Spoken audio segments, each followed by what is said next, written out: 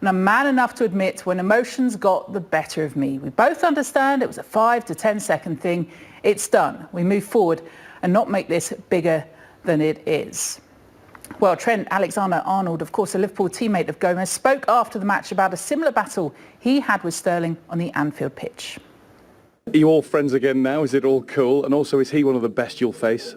Yeah, I'm sure you're not going to face too many wingers with his pace and sharpness and threat going towards goal all season long. So you know that he's a world-class player, one of the best wingers in the world. So it's always going to be difficult, and we've had a really good battle. But yeah, friends at the end of the day, and that's what football's like. You battle it out on the pitch, and off the pitch that you make up, and you know that the respect's mutual. I said, Jason, we're still talking about that game. It does come from that Liverpool-Manchester City game. Yeah. Gareth Southgate, the England manager, says we've taken the decision to not consider him for the match. One of the great challenges and strengths for us is we've been able to separate club rivalries from the national team. Unfortunately, the emotions of yesterday's game were still raw. Right decision? I think so. I mean, some people say it's a tough decision, and he's obviously effectively hung Sterling out to dry, really. I know some of the players feel it should have been kept in-house, but I think the story was coming out anyway. And I wouldn't underestimate how important it is to Southgate not to have these club rivalries, because going back to his time as a player, he really feels it was something that affected England quite a lot and hampered them and made them not do as well in tournaments as they should have done. And that and the sort of Beckham circus were the two things he often talks about in terms of what really he felt affected England quite a lot. He doesn't want that to happen. It's a very bold thing to do. Sterling will always be associated with this now, in effect. But I think his initial reaction was even stronger. It was to send him home. But he's obviously brought him back and left him out just for this Montenegro game. But no, it's definitely strong management, to say the least. Yeah, it was thought the bags were packed and he was off. I think that was the case. I think he was going to go. But I think some of the players thought it was a bit strong, the reaction from the manager. And fair play to Southgate. He's listened to the leadership group, the sort of players such as Henderson and Harry Kane, and maybe thought maybe in this instance the best thing to do. And I think it is. I think sending him home would have been a bit too strong. I think saying you're going to sit out this one game, I think probably is the right thing to do. You, as a former player, shifting in your chair there, are you backing Raheem Sterling all the way? Let's be clear, I think what Raheem Sterling did was wrong. I thought he got that badly wrong. If he's got any issue with Joe Gomez in any way, that should have been dealt with on the pitch. As soon as that finished, as soon as the final whistle blew, we've lost, we move on. I move on to being an England international. I meet my friend Joe Gomez. You've seen that before? You've been involved in situations? Yeah, players fall out on the pitch. Players have scuffles. Look what Trent Alexander-Arnold did to him. He pushed him into the advertising audience. That, for me, that's a worse incident, as far as I'm concerned. But for Raheem to have that pent up in him for 24 hours, then go and confront him physically, I think he's out of order. And I think Gareth Southgate's wrong for dropping out. If you're going to punish Raheem, you send him home. But what is to keep him around? Similarly with Maddison, I think obviously there was an instinct for Maddison to leave Maddison out of this squad because of what happened with the casino incident. I think he wants him in the squad so he can see how to behave around the squad, and we'll talk to him. I think you've got to keep these people in the fold. If you start sending people out of the squad, then they're out of the picture and they might feel, look, that's a big issue for them going forward. It's not in Southgate's nature to go and talk to a player outside of camp. He's not going to do that. He doesn't want to do that. I think he needs to talk to Sterling now on an ongoing basis. Part of the leadership group. He's a very important player for England. They can't afford to lose him in terms of him being angry. I know he is angry, but him being angry going forward for months and months and months. But I don't think that it was a case of him being angry for months and months and months. The incident, people fester on these sort of things. That's Raheem Sterling's issue then. That's Raheem Sterling's issue. That's not an issue for Gareth Southgate to be thinking about. Raheem Sterling's got to be mature enough to think, I've done something wrong here. My manager's dealt with it. Yeah. Whatever that was after that 10 or 15 seconds incident. And that should be it. As I said, if Gareth Southgate thinks Raheem Sterling's done wrong, he should have sent him home, as far as I'm concerned. Not being this halfway house to drop him for one game and potentially bring him back for the next game. Well, I think he will bring him back for the next game. That's what's quite good is they've got the game on Thursday and they got the game straight again on Sunday. So it's not a long lead time between the two games. Is at all. Well, I think it's a pretty big punishment. I don't think it is. You're going to lose a cap and you're not going to play in this 1000th game because of the way you behaved. I think that's a pretty big punishment. It doesn't get much bigger than that. I was joking when I said 2032 by the time we're still talking about this. But I might extend it by another decade. I can see both perspectives. Warren, I don't know whether you've moved more into a journalist side of things, whether you might leave that player behind for a bit, but I can see both sides. I'm going to pause it just for a moment because hashtag the headline makers. If you agree with either side, I'd love to see you argue with them too. More the merrier. Join in this one. That is one issue. If we now return to things that happened on the pitch between Liverpool, well, that aside, of course, between Liverpool and Manchester City, you wrote about this, Jason, being the moment where Liverpool believe. Yeah, Go and win I think what's interesting with Liverpool is they have been in similar situations before. They've sometimes have finished second in the league and then dropped off dramatically the next time.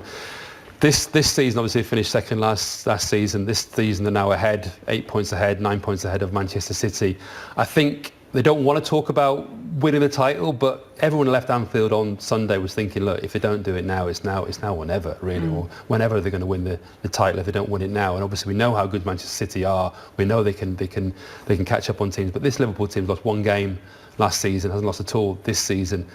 They're going to have to stumble quite badly or have a terrible injury sort of record for this to really fall apart now. I think they really have to try and go on and win the title. I think people around Liverpool know that. It will be some collapse, really, if they don't do it now. Even if City go on and some amazing unbeaten run, they're still going to have to do that and hope Liverpool slip up a lot, really. That's the niggle, though, isn't it? At the back of the mind, we've seen City come back previously, get those points back in the bag. I thought to be what you said, Jess, about them believing. I think they believed last season, but I think City were that good. I'm not sure they did. I think people I'd talked to, I think they always knew that City were just there and relentless. And for example, people say, what could Liverpool have done more last season? They couldn't have done anything more. That's exactly why I believe that they will If you can't do anything more and not win, then you're thinking, this is a machine we're up against. Yeah, but they drew a few, and now they're winning those I know, ones. but they didn't lose. They lost one game. I mean, it's very difficult, to sort of criticise Liverpool last season. The amount of points they got, the way they played. Okay, you're absolutely right. And I was at a lot of those games they drew, and you're thinking you feel like you're throwing it away. But they were so good, and it's not like they got 97 points. It's, how many more points can you possibly get and not win the league? So I take your point, you're absolutely right. I do think they believe, but I think they always felt that City were there. Whereas I think this time, I think they believe they're better and City are vulnerable, partly because of the injury. But what I think is interesting as well is that actually, when you watch that game, it was a brilliant game. I still think there's scope for Liverpool to improve. Yeah. I really do, but I thought they were excellent. But again, they've got that huge gap at the moment. But I still think they'll lose a game. They'll probably draw a game as well. And I think at some point the gap will be small enough for City to strike. I still think Liverpool will win it, but I still think it'll be quite tight. Yeah. I'm sure even though the gap is now 9 points, City will believe there's enough games for them to reduce that gap. And once it gets, and Warren's right, if it gets down to 3-4 points, then it does become squeaky bum time, doesn't it? I love how, and are we being disrespectful to Chelsea, to Leicester? Because our focus is all on this, it's 9 points between Liverpool and Manchester City. Just happens to be two little sides in between them. The 8 point I don't think we're being disrespectful. I think we're being realistic in the way that you look at the context of this season for Chelsea, where they were, the transfer ban, the players that they've lost. They've had a great start. Yes, they'll challenge for top 4, but I think that's as far as it will be for them. I think Leicester will be the same as well. It's all about City and Liverpool. Yeah, we will talk about those two in just a minute. I just wanted to edge them back into the show. Well, yeah, that too, if you want. I mean, we can keep that first chat going for about 4 hours, so we're okay. Liverpool then, if they are to maintain it, Alex Oxlade-Chamberlain coming back into the fray, of course. They've had players that have come back. The goalkeeper situation that they've sorted out and worked it out. Do you look at this and think Jurgen Klopp has got the beating of Pep Guardiola at the moment? I wouldn't put it that personally, to be honest with you, in terms of... I would. Would you? Yeah, I think he's got under his skin. I take that back. I think Klopp in that way has got under his skin. I wouldn't look at it as a personal battle between his personal record against him is fantastic. I think there's only 3 teams that have ever had more possession than Manchester than a Guardiola side when Guardiola's played them, and they've all been Klopp teams. Now Klopp didn't win all those games, but he's the only manager that had more possession against Guardiola. I think it's more about Pep being annoyed with Klopp, or I don't think Klopp's thinking. Annoyed with him. Or getting under his skin. I don't think it's a case of Klopp thinking I'm going to have him. I'm going to upset him. I'm going to get 9 points clear. I think he knows. I think he knows he can take him on. I think there are very few managers out there who can take on. Club-wise, absolutely. But I wouldn't go to the point where Klopp saying, yeah, I'm better than him, or all right, I'm going to get ahead of him. I think it's 2 great managers going at it with 2 great teams. But there are very few managers out there who even think they can do that. Even think they can take on Guardiola. I mean, I know there are managers who play Manchester City we want to get out of this without too bad a beating. Klopp's view is, well, we can beat them. But it will be interesting though to see exactly how Pep Guardiola deals with this, because we know his history, Barcelona, Bayern Munich, he's not really used to chasing teams, is he? Especially No, when he's got he wins such from a the front. huge gap. He wins from the front and he wins easily and he wins with style. So this will be, in some ways, we'll know a lot more about Pep Guardiola as a manager between now and May than we have in some ways before. It is that psychological swing. It's about points in the bag. I know 34 points from 12 doesn't necessarily mean that you're going to win it as the stats play out, but it is that psychological edge. I don't think anyone's lost that from that position before, I don't think. Have a little look down the side of the screen. I'll let you have a little look. 1991, 34 points, finished second. Okay. Yeah. I think what the issue Since here, 1990, in the Premier League era. In the Premier League era. but the issue here, though, Oh, as far, we've kind of worked out, it's just going to be one team chasing Liverpool, and that's City. So it's not a case there's going to be 3-4 teams in that chasing pack. It's all about can City actually close that gap? But I mean, you think that everyday life. Psychologically, I go to the shop and I choose the wrong queue, and I think, oh, I'm in the wrong queue, and then that gets a bit longer and further away from me. That point at which you believe changes everything. Yeah, I think. Other than my shopping. No idea Next time you come shopping with me, don't get in my I queue. can't wait. No, don't worry. Head to Australia and speak to journalist Matthew Gillere, who can give us his views on contenders against defenders, which is not you two. A perfect matchup. Hi, Matthew. Hi guys, thanks for having me. Oh, absolute pleasure. There's a tiny delay, but that will probably help me. For you, Matthew, are you still talking about the weekend that's just gone? What are the feelings from Australia? Yeah, I think the feelings over here have been that it was a really exciting game between two amazing teams. The quality on display was unreal, a bit like Klopp was saying post-game. When you see the top two teams take on each other, that's the sort of football you want to see. You want to see an open game with, teams really going at each other's throats, and I think it had all the hallmarks of classic, Premier League football between two teams really vying for the title. Absolutely, but has it changed Liverpool's thinking? Do you think they've shifted that mentality now, as Jason was saying, to be proper title contenders? Yeah, I think, in the position they're in, they have to believe that this is the year that they take home the Premier League title. They have in previous years been in strong positions and let it slip, and I just don't think that this season that will happen again. If there was a team that could hunt them down, it would definitely be Pep and City. But this Liverpool team, they don't stop running. They're so intense in every game that they play, and they're starting to turn those games where they would previously perhaps lose or drop points. They spoke about the draws last season. They're starting to turn those games into win. With last-minute goals, penalties, however they can get them. They're finding ways to win. So from that perspective, I find it hard to see them really letting this one slip.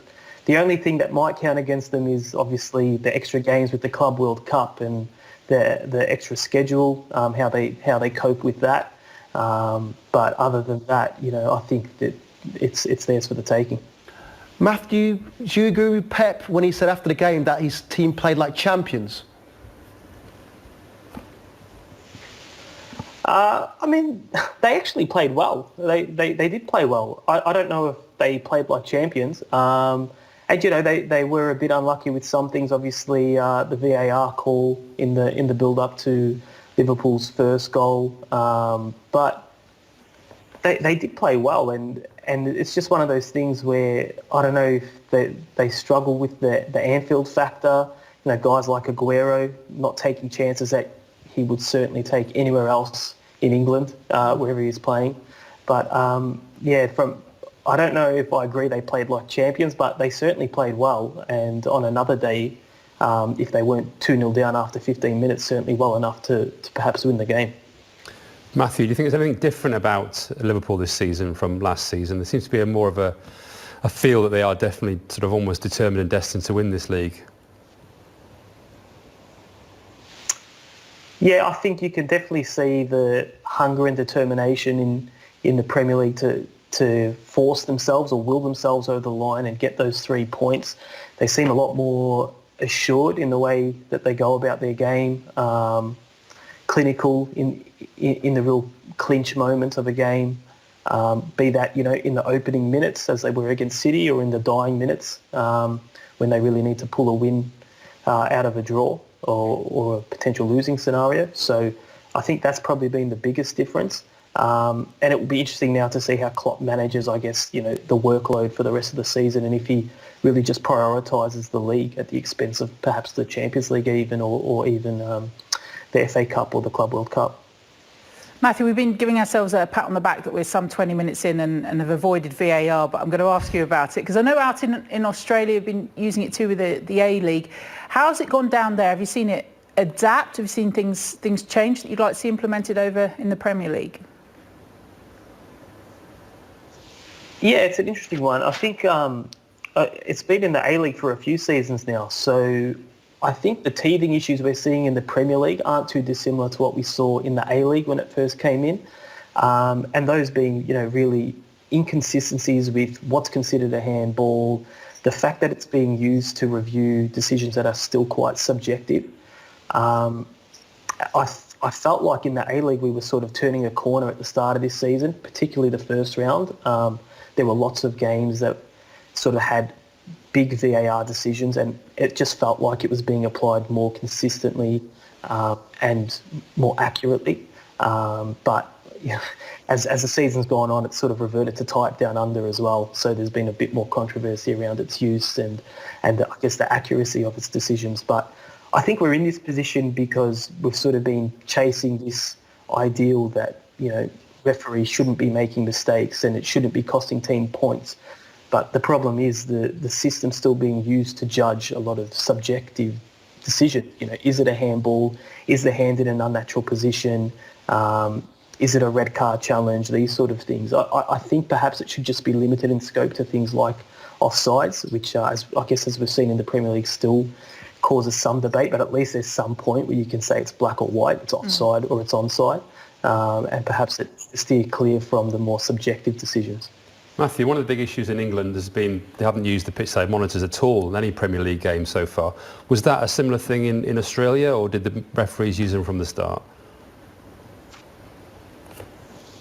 No, they were very keen to get on the screens at the side, and they still do pretty much most decisions. I think other than offside, they pretty much go to the screens to have a look at. I'm not sure if the direction is different for Premier League referees than it is for A-League referees.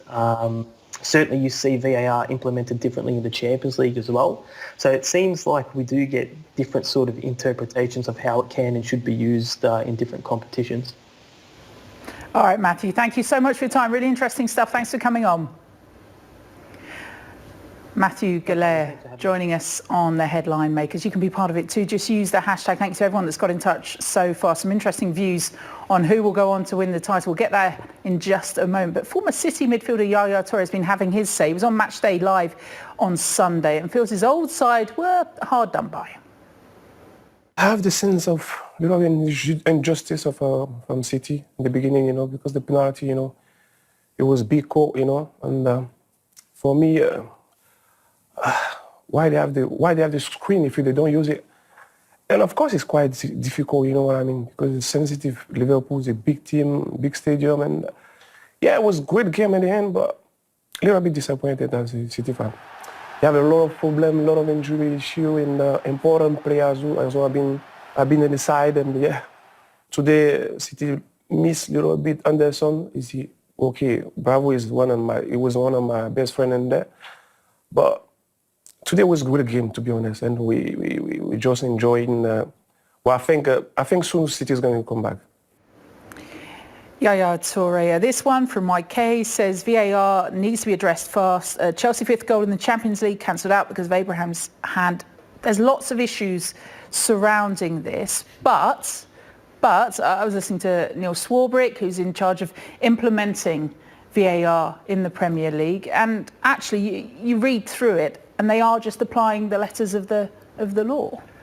Are they applying it to the IFAB's rules? It feels like, and I don't know if you agree with me, Jason, that the Premier League have decided that this is how we're going to do it. This is how we're going to deliver VAR in England, as opposed to how VAR is delivered in Europe, in the Champions League, in the Europa League as well. I think that's the big issue, where you have referees on the continent in those big European tournaments who are taking control of the situation themselves by looking at the monitors and making the decision themselves. I'm not saying they are, but the way it's working in this country, it seems like they're allowing referees to abdicate some sort of responsibility and hand it to the guys here. Well, I think the monitors obviously is a big issue. We've got the Premier League meeting on Thursday, and they're going to sort of debate how to improve VAR, and obviously the clubs are going to push for the monitors to be used, and that seems like a very obvious thing to easily remedy. However, the Premier League are going to kick back against that and say, look, we agreed at the start of the season we'd only use them in a couple of incidents. One was where the referee and the VAR hugely disagree, which is never going to happen because they're going to back each other up effectively, aren't they? Yeah. And the other is where an off the ball incident where the referees miss something. And again, they were like an elbow off the ball or something. And again, they're quite rare, aren't they, usually? So that's what they're saying the clubs agreed to at the start of the season. Now they're saying the clubs want to change things. But I think it's almost like a PR exercise to go over to the side of the screen, let's try the pitch now and look at the screen, because people are so fed up of it not happening. It's never happened. It's incredible. It's never happened in any game so far. I'd have thought it would have happened last weekend because there's so much pressure for it to happen. Just for it to happen once would be something. But I think the biggest issue of all is the time it's taking. It's just taking too long. You know, I mean, I was at the Everton-Tottenham game a week last Sunday with a horrible injury to Andrew Gomez. But before that, it became such a bad-tempered game because there were so many stops for VAR. 3 minutes here, 3 minutes there. That can't be right. If anything's taking 3 minutes, then it can't be decided, can't be definitive. It should be very, very quick. There should be time limited to 1 minute. If you can't do it in a minute, let's play on. I think you've been kind in a minute. I think 30 seconds. If you can't get any, if you can't come to a minute's a long time when you're sitting there watching. Absolutely, especially for the fans who are actually in the stadium. So I think in all of this, we've forgotten about the fans who, a lot of the stadiums, there's no communication, they don't know what's going on. When I talk to big clubs about the Champions League, no club ever says to me, we have to win it. They just want to be right at the end of it. They want to be in the final, the semi-final. After that, let's try and win it. But I don't think even at the height of all the madness at Chelsea when they were trying to put all the pressure on their manager, they never talk about winning the Champions League. They talk about being right at the end of the Champions League. So I think to be fair to City, they've not said to Guardiola, you have to win the Champions League. Obviously they want to win it, they're desperate to win it, and he's desperate to win it and desperate to prove he can win it without Lionel Messi. But I think to be fair to them, I don't think it's like, you've got to do this. But if he does leave Manchester City without winning it, I think it will bother him a lot. But that's the issue though, because the fact that he's winning the league, when he was at Bayern Munich, it's the same issue. Where next? How do you take this team forward? And the only way by taking this team forward is by winning the Champions League. Well, he has a very sort of, biased way, you could argue, of explaining that. He says over the course of the season, 38 games, the best team wins. And in the Champions League, there are so many variables. With injuries, it's a knockout competition. It's not always the best team win. And that is true. It's not always the best team that wins the Champions League. But looking at it in a very sort of clear way, you can say, yes, but you're supposed to be the best manager in the world with all these resources. You should be winning the Champions League. And over an 8-9 year period, you'd expect them to win it at least once more at either Barcelona, Bayern Munich or Manchester City, wouldn't you? So you can argue against that and say it's a competition, you get knocked out, injuries, blah, blah, blah. 38 games is a much better reflection of your season. Yes, it is. You can control it much more. But actually, bottom line is he has to win it. Has he done enough in the players that he's brought in to mitigate against his injuries he's had? I know it's easier said than done. He's lost some key players, right? But defensively and with the keeper, has he got the right sort of cover that he's brought in? I think it's a bit harsh for us to talk about to kind of mitigate in that way. Listen, there were injuries and that's going to happen, but they still play quite well at Liverpool and they still create chances. Yes, it's not the same. It's not if in an ideal world he wouldn't have wanted that back four. And he wouldn't have wanted Claudio Bravo in goal.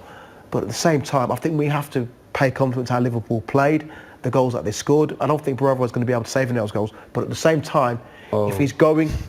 I'm not sure. Which one would he... The first one, I thought he was very slow to Really? The first one. I know he hits it well, but I think Edison gets that. I think that's a great goal. And the third one, he comes towards the cross, then he goes back and is beaten by the flight of it.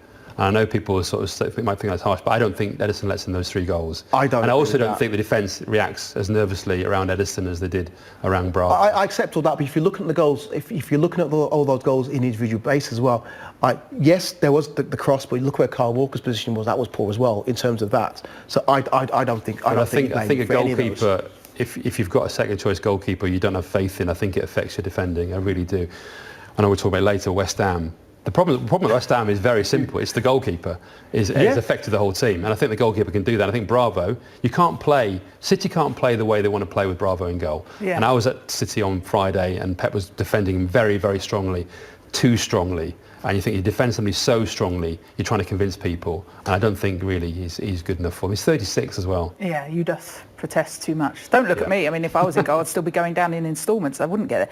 Looking at some of those messages that are still coming in, plenty talking about the fact that actually if City were in Liverpool's position, we'd be saying that they were winners of the title already. Isabel says that City, if they were 9 points ahead, we'd say they've won it already. Why not Liverpool? What's the difference? They never won it before. Exactly. There you go. Lots talking about the fact as well that he has had to deal with injuries and that Man City are a strong team, but they don't have what it takes to win the Champions League. That from Odakinko. Thank you for all your messages. Use the hashtag the headline makers. Defensively then, it's going to be a while before they sort it out. And if you look at their fixtures coming up, City have a far tougher run than Liverpool over the next 5 or so after the international It's not break. just that, it's that the fact that he's got John Stones in there, and clearly, as Jason will know, he just doesn't fancy him. He just doesn't seem like he's got or put any sort of faith into John Stones, someone who came from Everton, was deemed, heralded as the man to take them forward. He's a great defender, he's great on the ball, but he just hasn't improved over the last 2 or 3 years in terms of his concentration, in terms of his basic defending, and in terms of making mistakes early in your career and recognising those were mistakes and not doing them again. He makes the same mistakes time and time again, and if you're doing that, that means you're not listening. See, that kind of disappoints me. I want Pep to have sorted that out. Well, if the player's not listening, if he's on the pitch making those decisions himself, that's a problem for John Stones. I know Otamendi as well. Otamendi, people see Fernandinho playing centre half on Sunday, and people say, "Oh, it's injury problems and makeshift centre half." And you got Otamendi on the bench. That's a slap in the face. But the problem with, going back to what we're talking about in terms of replacing players, they never replaced Kompany, and that was a big issue for them. Otamendi wanted out, so they had to keep him. So straight away, you've got 2 issues there. Obviously, they sold Danilo to bring in Cancelo because they had to do the deal to get more money in for FFP. So they were left themselves short. So the planning hasn't been right. The planning. They were in for Harry Maguire as well, didn't they? But it got to a point where they didn't want to. It got too much because they can't afford it, because obviously they stretched themselves with FFP. So there is a planning issue there for them. And I think the Kompany thing really knocked them back because they expect them to stay 1 more year.